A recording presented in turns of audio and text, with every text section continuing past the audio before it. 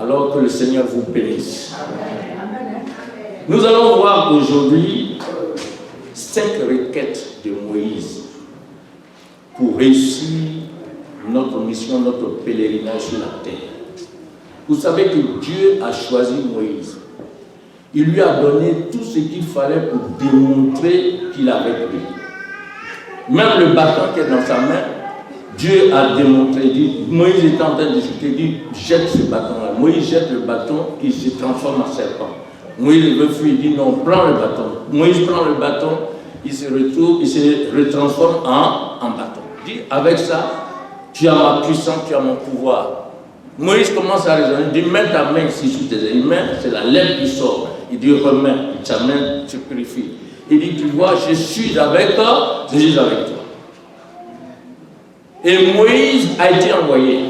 Mais avant que Moïse ne parte, avec tout ce que Dieu a fait, pour démontrer qu'il est avec lui, d'abord depuis le buisson ardent, Moïse n'était pas satisfait. Moïse va prier encore. Moïse va parler à Dieu encore. C'est ce que nous allons voir dans Exode chapitre 33, du verset 13 au verset 18. Moïse dit maintenant, si j'ai trouvé grâce à tes yeux, fais-moi connaître tes voies. Alors je te connaîtrai et je trouverai encore grâce à tes yeux. Alors le verset 18. Moïse dit, fais-moi voir ta gloire. Alléluia. C'est dans ce passage que je vais tirer 5 requêtes que nous allons voir ensemble pour notre croissance spirituelle, pour notre succès dans la vie divine que le Seigneur nous a donnée. Vous savez que chaque chrétien a la vie divine. C'est ça qui fait la différence entre nous et les non-croyants. Parce que celui qui a le Fils, il a la vie. Et la vie que nous avons, ce n'est pas la vie simple, c'est la vie de Dieu, la vie de Jésus-Christ, la vie éternelle. Une vie éternelle. La vie éternelle, c'est la vie divine. Mais cette vie que nous avons besoin maintenant de grandir dans cette vie. Comme Moïse, vous voyez. Alors, on va voir 5 points. Le premier point, qu'est-ce que Moïse dit ici, dans le verset 13, la première partie du verset 13, Moïse dit, si j'ai trouvé grâce à tes yeux, fais-moi connaître tes voies. Premier point, fais connaître les voies de Dieu. Fais-moi connaître ton chemin. Alors que Dieu s'est révélé à lui. Mais Moïse ne s'est pas terminé, il ne s'est pas arrêté là. Si j'ai trouvé grâce à tes yeux, fais-moi connaître tes voies. Alléluia. Amen. Moïse a donc prié pour connaître la voie du Seigneur.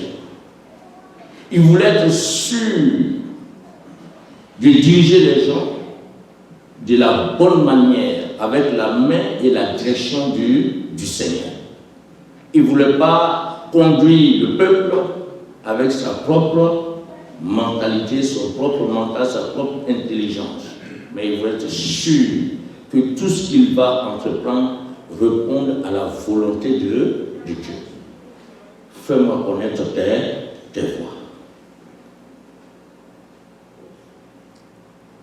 Dans le Proverbe chapitre 14, verset 12, il est dit, telle voie paraît droite à un homme, mais son issue, c'est la voie de la mort. Donc Moïse savait que l'homme peut considérer une voie droite, mais qui est la voie de la mort, qui peut mener à la mort. Or, la voie de Dieu mène toujours à la vie. Pourquoi Moïse dit non? Seigneur, fais-moi connaître tes voies. Je ne veux pas emprunter les voies de la mort, mais je veux emprunter tes voies sur le chemin que toi tu as tracé. Le psaume 103, verset 7. Il est dit, il a manifesté ses voies à Moïse, ses œuvres aux enfants de Dieu. Donc, Dieu a répondu à la prière de Moïse. Il a manifesté ses voies à Moïse et ses œuvres aux enfants d'Israël. Dieu a fait connaître ses voies à Moïse et ses œuvres aux enfants d'Israël. Le psalmiste dit, dans le psaume 25, verset 3, voici ce que le psalmiste dit, Éternel, fais-moi connaître les voies, tes voies, enseigne-moi tes sentiers. Vous voyez, donc, cette prière n'est pas restée seulement au niveau de Moïse, mais elle a continué avec les saints dans la parole. Parce que c'était une prière très importante. Le psalmiste dit, Éternel, fais-moi connaître tes voies. Il dit encore dans le psaume 86, verset 11, enseigne-moi tes voies, ô Éternel, je marcherai dans ta fidélité. Dispose mon cœur à ta crainte, à la crainte de ton nom. Et le psaume 27, 11 dit, Éternel, enseigne-moi ta voie, conduis-moi dans le sentier de la droiture à cause de mes ennemis. Donc vous comprenez que la connaissance de la voix du Seigneur nous permet de marcher dans sa fidélité. Quand tu connais les voies du Seigneur, tu peux marcher dans la fidélité du Seigneur.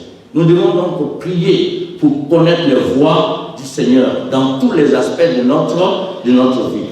Que le Seigneur nous enseigne la bonne manière, la bonne voie dans laquelle nous devons marcher. Ça doit être notre prière de tous les jours. Qu'il nous enseigne la bonne voie à suivre.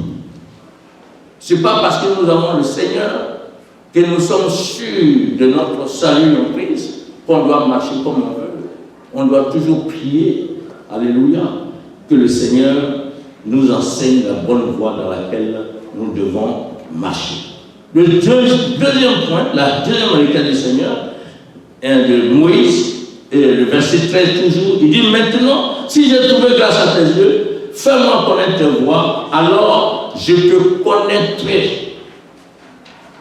Et je trouverai encore grâce à tes yeux. Je te connaîtrai. Que je puisse donc te connaître. Ah, c'est bizarre. Alors que Dieu parle bouche à bouche avec Moïse, mais il veut encore connaître le Seigneur. Il veut le connaître. Vous comprenez? Il veut le connaître, il désire. Il a prié pour connaître le Seigneur. Pas seulement connaître notre Dieu. Qu'est-ce que ça veut dire? Il veut le connaître intimement. Il veut le connaître personnellement. C'était ça la requête de Moïse. C'est vrai, tu parles avec moi, mais je veux qu'on soit intime. Je veux te connaître personnellement. Vous savez, c'est Moïse qui a écrit les 5 premiers livres de la Bible, de la Genèse jusqu'à Deutéronome. Donc Moïse connaissait la parole de Dieu. Il est monté, il allait sur le mont Sinaï, Dieu a parlé avec eux, bouche à bouche, Dieu a écrit. Donc Moïse connaissait la parole de Dieu. Mais ce que Moïse voulait connaître, c'est quoi? Moïse voulait connaître le Dieu de la parole. C'est ce Dieu-là que Moïse voulait connaître. Il connaissait la parole de Dieu. Mais il ne s'agit pas seulement de connaître la parole de Dieu. Il faut connaître le Dieu de la parole. Ils sont nombreux dans ce monde qui connaissent la parole de Dieu. Les hommes d'État, des gens qui ne sont même pas convertis, ils ont des Bibles dans leur maison. Ils s'inspirent, leur discours, tout ce qu'ils font s'inspire de la parole de Dieu. Les grands philosophes, toutes ces choses, connaissent la Bible. Mais ils ne connaissent pas le Dieu de la Bible. Nous devons connaître le Dieu de la parole. Pas seulement la parole. Mais si nous connaissons le Dieu de la parole, on va mettre la parole de Dieu en pratique. Si vous voyez des gens qui sont chrétiens, qui ne mettent pas la parole de Dieu en pratique, ils ne connaissent pas, ils Dieu de la parole. Moïse disait, non, que je puisse te connaître. Que je puisse te connaître. Alléluia. Amen. Le Seigneur lui-même a dit, dans Jean 17, verset 3, oh, la vie éternelle, c'est qu'ils te connaissent. Toi, le seul vrai Dieu, et celui que tu as envoyé, Jésus-Christ. Et pourtant, il était avec ses disciples. Il était là vis-à-vis avec eux. Mais il s'adresse à Dieu. Non. La vie éternelle, Père, c'est qu'ils te connaissent. Toi, le vrai Dieu, et celui que tu as envoyé. Je suis là, qui te connaissent et qui me connaissent. Alléluia. L'apôtre Paul est allé loin. Il a compris cela dans Philippiens chapitre 3. Le verset 8, il dit, et même je regarde toutes choses comme une perte. À cause de quoi? À cause de quoi? L'excellence de la connaissance de Jésus-Christ, mon Sauveur, pour lequel j'ai renoncé en tout, et je regarde comme de la boue, afin de gagner Christ. L'excellence de la connaissance du Seigneur. Mes frères, n'essayez pas d'être chrétien, d'avoir des grosses Bibles dans la maison, de dire que je suis baptisé, membre de la grande moisson. Cherche à connaître le Seigneur Jésus-Christ. Alléluia. Amen. Cherche à connaître le Seigneur. C'était la prière de Moïse. Que je puisse le connaître. Nous allons donc prier pour connaître le Dieu de la parole. Et non la parole seulement. Cherchons à connaître le Dieu de la parole. Le troisième point que je voulais souligner aussi dans ce Exode chapitre 33, toujours le verset 13, toujours, le même verset 13, il dit, maintenant si j'ai trouvé grâce à tes yeux, fais-moi connaître tes voies. Ça, on a vu. Alors je te connaîtrai. Et je trouverai encore grâce à tes yeux. Considère que cette nation est ton peuple. Et je trouverai encore grâce à tes yeux. Donc que je puisse trouver grâce. Que je puisse trouver faveur à tes yeux. La faveur, la grâce. Il dit, je trouverai encore grâce. Donc, la grâce que Moïse, dans laquelle Moïse était, de Dieu dans laquelle il était, il bénéficiait, ne lui suffisait pas. Il veut que la grâce encore surabonde. Là où le péché abonde, la grâce surabonde. Moïse veut une grâce surabondante dans sa vie. Il a prié pour la faveur de Dieu. Et la faveur est très importante. Quand la grâce de Dieu est sur toi, tout est à ta disposition. Proverbe 8, verset 35 nous dit, car celui qui me trouve a trouvé la vie et il obtient la faveur de l'Éternel. Alléluia. Il obtient la faveur de l'Éternel. Le Seigneur Jésus est lui-même la manifestation de la grâce de Dieu. Il habite en nous avec sa grâce.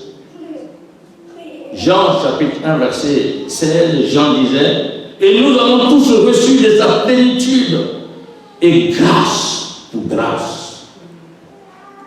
Et le verset 17 dit, car la loi a été donnée par Moïse, la grâce et la vérité sont venues par Jésus-Christ.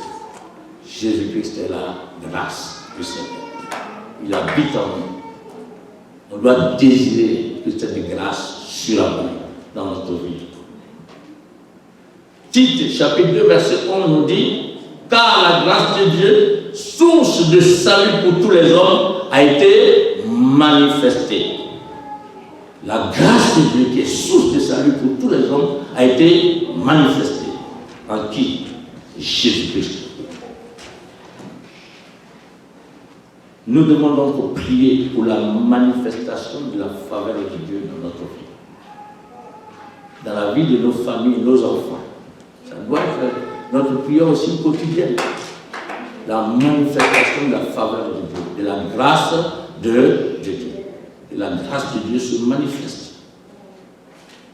Nous avons la grâce, mais elle a besoin de se manifester. Moïse parlait avec Dieu, mais il a besoin que cette grâce-là surabonde sur sa vie. Et l'autre point maintenant, quatrième point, toujours dans Exode 33, Exode 13, versets 14 à 15, il dit, l'Éternel répondit, Moïse a fait sa requête, l'Éternel va parler.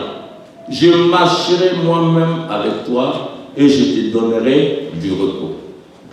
Et Moïse dit au verset 15 encore, si tu ne marches pas toi-même avec nous, ne nous fais point partir d'ici. Donc Moïse désire la présence de Dieu. Il te dit que, il est en train de te dire qu'il marchera avec toi. Mais tu exiges toujours sa présence. Est-ce que vous comprenez un peu? C'est Dieu qui parle à Moïse.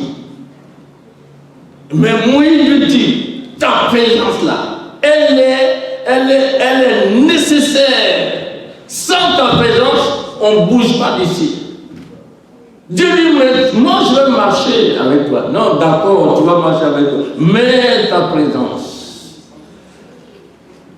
Mes frères, on doit désirer dans tout ce qu'on fait la présence de Dieu. Quand nous louons le Seigneur, c'est la présence de Dieu que nous cherchons nous devons avoir. Ce n'est pas autre chose. Quand nous adorons le Seigneur, c'est la présence de Dieu qu'il faut désirer. Ayons la pensée de Moïse. La présence de Dieu. Sa présence. Il faut réaliser toujours la présence du Seigneur en toi. C'est cette présence-là qui va te permettre de marcher de victoire en victoire. En tant que chrétien, partout où tu te trouves, tu dois savoir que le Seigneur est avec toi. Il a dit, je suis avec vous tous les jours jusqu'à la fin du monde. Beaucoup sont nombreux les chrétiens qui ignorent la présence de Dieu dans leur vie. Ils pensent que c'est en priant qu'ils vont invoquer Dieu, il va venir. Seigneur, viens. Ce sont des prières qui n'ont pas de sens. Seigneur, viens. La seule prière où on dit Seigneur, viens là, c'est dans Apocalypse. Viens, on va partir. Viens nous enlever. Donc, si tu veux prier, Seigneur, viens là. Il faut lui dire, il faut compléter. On t'attend. Viens enlever, viens, on va partir. Mais Seigneur, viens et agis ici. Ça, c'est pas prière, parce qu'il est en toi. Tu l'as déjà reçu. Si tu dois encore l'invoquer pour qu'il vienne, c'est que tu n'es même pas sûr de sa présence en toi. Et c'est ça qu'il faut développer. C'est cette présence-là. Et Moïse savait. Donc chaque jour, nous devons nous efforcer de connaître Dieu de mieux en mieux. Ça, c'est très important. La présence du Seigneur. Si Dieu n'est pas avec toi, tu ne peux rien faire. Jésus a dit quoi?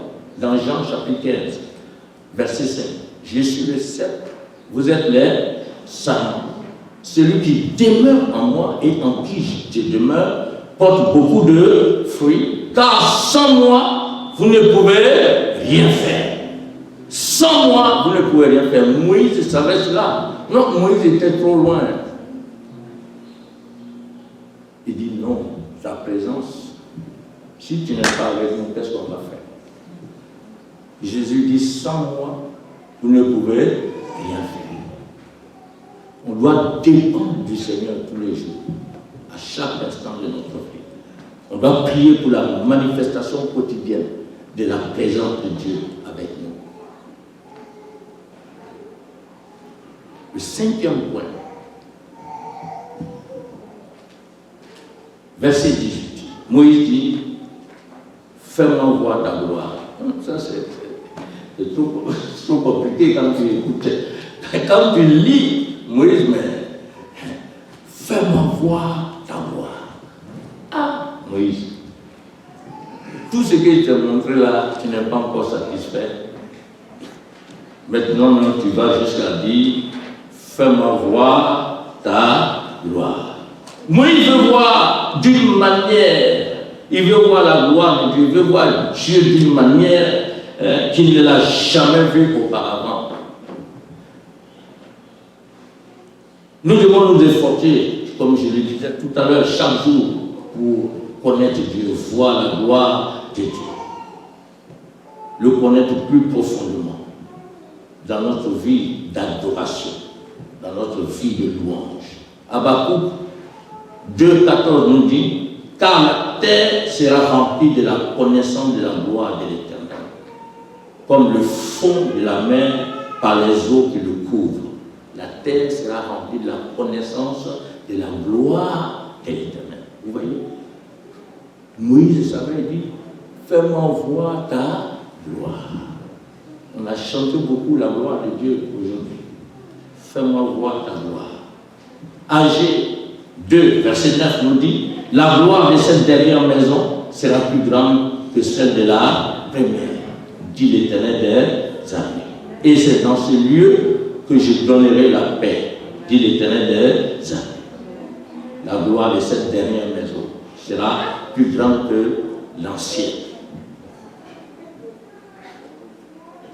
Et donc Moïse savait que si Dieu fait voir sa gloire, c'est une gloire qui sera plus grande que l'ancienne. Il dit, fais-moi voir ta gloire. Et ça, c'est notre prière. On doit prier toujours que le Seigneur nous fasse voir sa gloire. La vie passée, tous ces déboires, tout ce qu'on a connu là, ça doit passer. Il faut une nouvelle gloire dans notre vie. La gloire, c'est la présence de Dieu. Vous savez, Dieu est partout.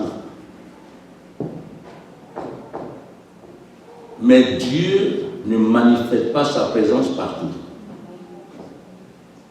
Je ne sais pas si vous comprenez. Dieu, il est où? Il est partout. Mais il ne manifeste pas sa présence partout. Dieu est présent là où il est adoré, en esprit et en vérité. C'est là qu'il est. Jésus a dit, là où 2 ou 3 sont assemblés en mon nom, je suis au milieu de lui. Et Jésus est partout, mais il n'est pas présent partout. Il est présent là où 2 ou 3 sont assemblés en son nom. Là où les 2 ou les 3 l'adorent en esprit et en vérité.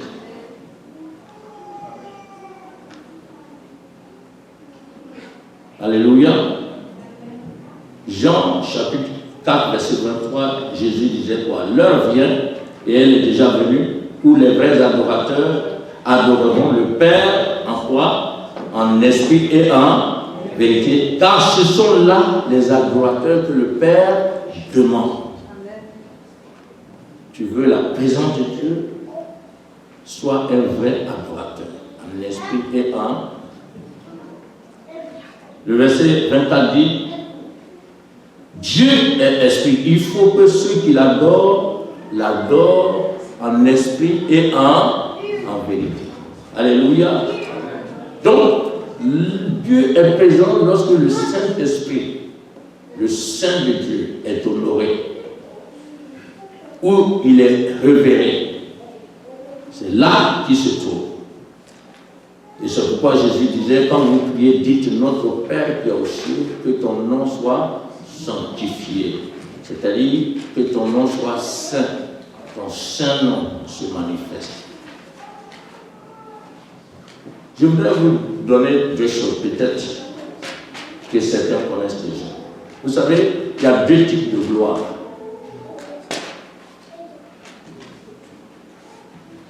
Il y a la gloire qu'on appelle la gloire de Shekinah, et puis il y a la gloire qu'on appelle la gloire de Kabod. La gloire de Shekinah, c'est la gloire, la manifestation visible de la présence de Dieu. Des fois, Dieu manifeste sa présence comme ça, par le feu, par la fumée, par la lumière, la nuée. Voilà, ça, c'est la gloire et Shekinah. La gloire, c'est le rayonnement de Dieu. C'est le rayonnement de Dieu qui se repose dans sa maison, le tabernacle parmi nous. Il est dans le lieu très, très saint. On entre là-bas pour voir cette gloire. Ça, c'est ce qu'on appelle la gloire quoi? De Shekinah. Maintenant, vous avez la gloire de Tabor. C'est la présence ressentie de Dieu. Sa présence pesante. Adam et Ève étaient couverts de la gloire de Dieu. La gloire de Tabor.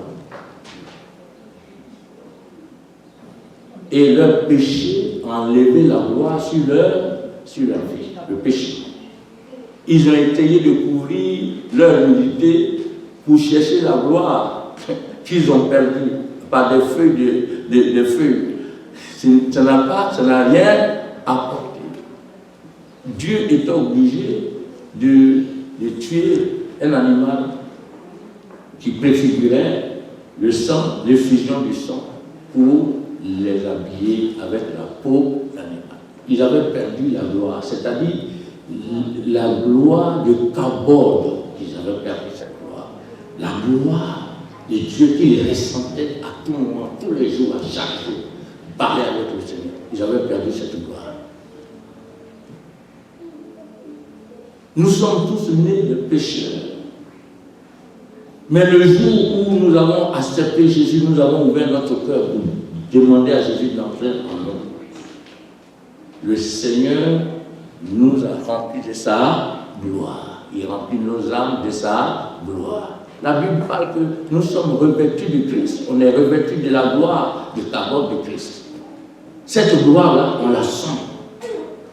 Et c'est ça que tu vas chercher pendant que tu pries, sentir la gloire de Tabor. Parce que la gloire Shekinah est déjà en toi, puisque ton corps devient le temple de Dieu.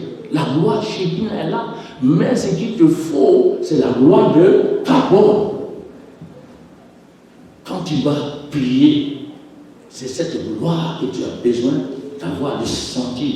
Et c'est tout le monde le cherche au fond de nos cœurs, n'est-ce pas? On cherche cette gloire de Tabor.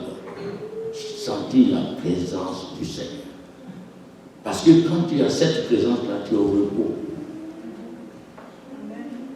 C'est-à-dire que tous les problèmes, toutes les difficultés disparaissent. Tu ne crains plus rien. Tu demeures dans la joie. Tu n'as même pas envie de te lever. Moïse cherchait cette gloire. Il y a une différence entre l'onction et la gloire. Vous savez, dans l'onction, nous travaillons, nous sommes en activité avec le Seigneur. Nous sommes en action. L'onction bouge. L'onction du Saint-Esprit est en action. L'onction bouge. Mais la gloire, dans la gloire, nous nous reposons. Nous sommes calmes, tranquilles. C'est là que nous voyons les deux types de personnes dans l'église souvent. Il y en a qui sont sous l'onction, l'action, la puissance, la gloire. Et il y en a qui chantent sous la gloire de Tabor. Eux, tout ce qu'ils désirent, c'est le repos. Vous voyez, Marie et Marthe. C'est les deux types de gloire. L'onction, l'activité, la puissance, le service. Et Marie, c'est la gloire de Tabor. Se coucher sur les pieds du Seigneur, écouter, voilà. Mon frère est mort, c'est pas grave, mais moi, seulement, je veux t'écouter seulement. Je veux t'écouter. Quand les gens sont sous la gloire de Tabor, ça dit qu'ils ne se soucient même pas de leurs problèmes. Ces gens de personnes ne prient même pas souvent pour leurs problèmes. Ils cherchent seulement à se coucher sur nous. Comme s'ils n'ont pas de problème. Mais quand tu as l'onction, tu dis, mais qu'est-ce qu'il est? Oh nom de Jésus! Vous voyez? Mais c'est merveilleux, tout est produit par le Saint-Esprit. Mais il faut connaître les différences. Alléluia. Donc, vous voyez, la gloire apporte un rafraîchissement, un renouveau. Donc, nous devons attendre la gloire de Tabor chaque jour de notre vie. Ésaïe a dit quoi? Ésaïe 40, verset 31 dit, mais ceux qui se confient en l'Éternel renouvellent leur force. Ils prennent le vol comme les aigles. Ils courent et ne se lassent point. Ils marchent et ne se fatiguent point. Ils sont sous la gloire de Tabor. Tout est renouvelé tous les jours. Quels que soient les problèmes, les difficultés, les circonstances de la vie, tu les vois, ils sourient seulement. Deux fois même, tu les vois, on dirait qu'ils ont la tête en l'air. Ils sont là. Tu dis, mais qu'est-ce qui arrive à il tombe ici, il est perdu, il est dans les nuages. Mais il est sous la gloire de Tabor.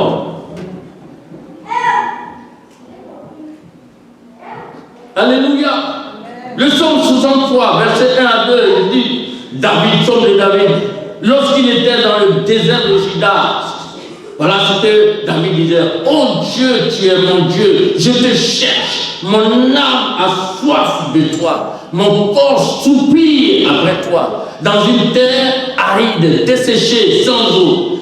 Ainsi, je te contemple dans le sanctuaire pour voir ta puissance et ta gloire.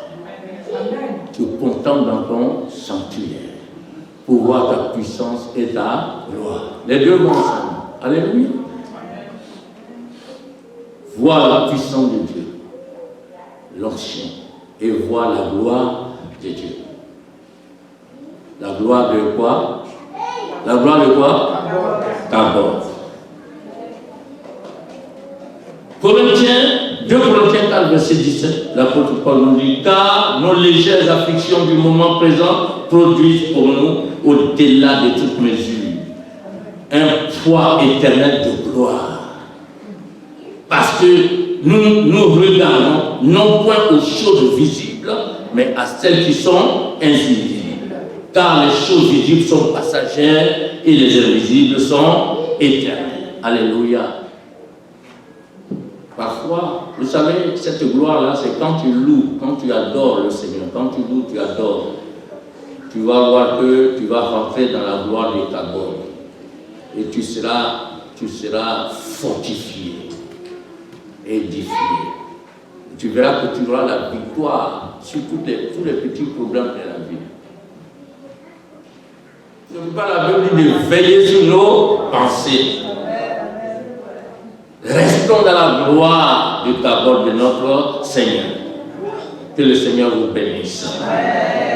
Connaissons la personne de notre Seigneur Jésus. Marchons quotidiennement dans sa grâce et dans sa présence et aussi dans sa gloire. Nous allons nous lever pour prier. Merci Seigneur. Soyons comme Moïse, soyons animés par ce désir. Alléluia. Tu vas prier. Alléluia. Qu'est-ce qui te manque dans les désirs du Seigneur? Les désirs que Moïse avait. Alléluia. Que ces désirs-là t'animent. Alléluia. Prions le Seigneur. Prie le Seigneur. Alléluia. Prie le Seigneur. Seigneur, demande au Seigneur de te faire connaître ses voies. Demande-lui de se manifester, de se faire connaître à toi, que tu puisses le connaître comme Paul, l'excellence de la connaissance de notre Seigneur Jésus-Christ. Que tu puisses tout laisser à cause de l'excellence de la connaissance du Seigneur. Le repos de nos âmes. Et que cette gloire repose sur chacun de nous. Et que ton nom soit béni, Seigneur. Merci.